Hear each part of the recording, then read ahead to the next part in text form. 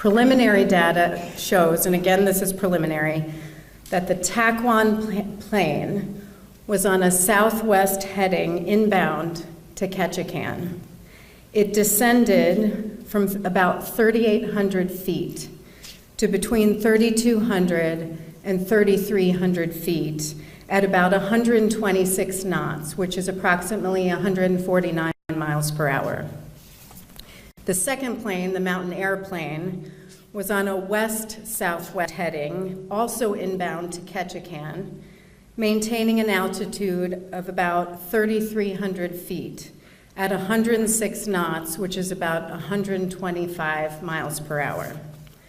The two planes converged between 3,200 and 3,300 feet on the west side of the George Inlet. We'll be looking at pilot logbooks.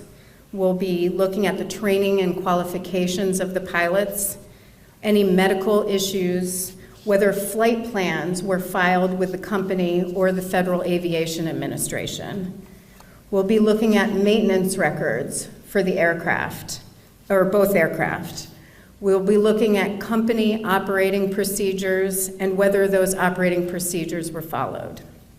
We'll be looking at the routes that were flown. We do know that there were no cockpit voice recorders or flight data recorders on either of these planes, and neither of the planes were required by regulation to have them. I expect investigators will be on scene between about 5 to 7 days.